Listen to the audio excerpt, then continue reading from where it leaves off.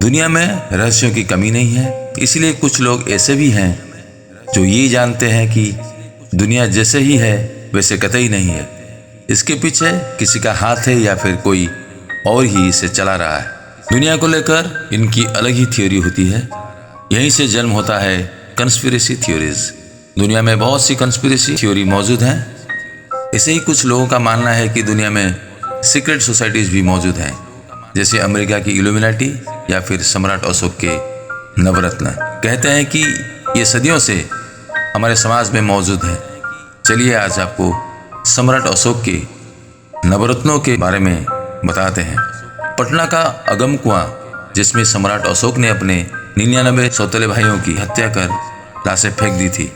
कहते हैं कि सम्राट अशोक ने आज से 2000 साल पहले नवरत्नों यानी 9 लोगों की एक सीक्रेट सोसाइटीज बनाई थी। संन्यास लेने से पहले उन्होंने इसकी स्थापना की थी ताकि उनका राजपाट सही तरीके से चलता रहे। लेकिन ये 9 लोग कौन थे, ये आज तक पहली है। सम्राट अशोक का मानना था कि ज्ञान ही असली पावर, ज्ञान ही असली शक्ति है और इसे संरक्षित रखने के 3 रास्ते हैं: एकत्र करना, पोषित करना और इसे महान कार्यों के लिए उपयोग करना। उनका मानना था अगर ये गलत हाथों में चला गया तो धरती का विनाश हो सकता है।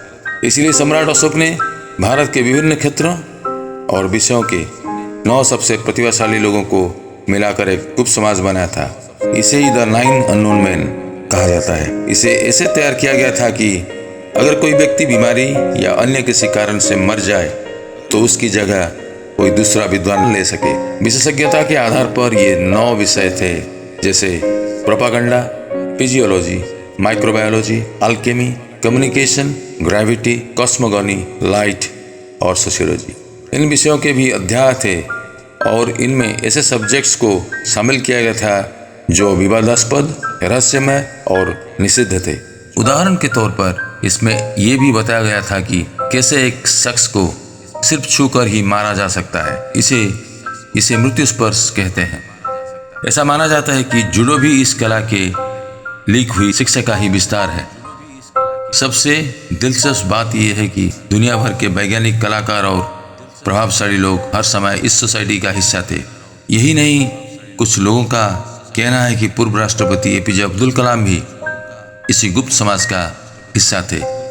आइजैक न्यूटन और अल्बर्ट आइंस्टाइन के बारे में भी ऐसा ही कहा जाता है। वहीं कुछ लोगों का मानना है कि ये 9 बुक्स थी जिनमें जीवन की हर समस्या का हल था।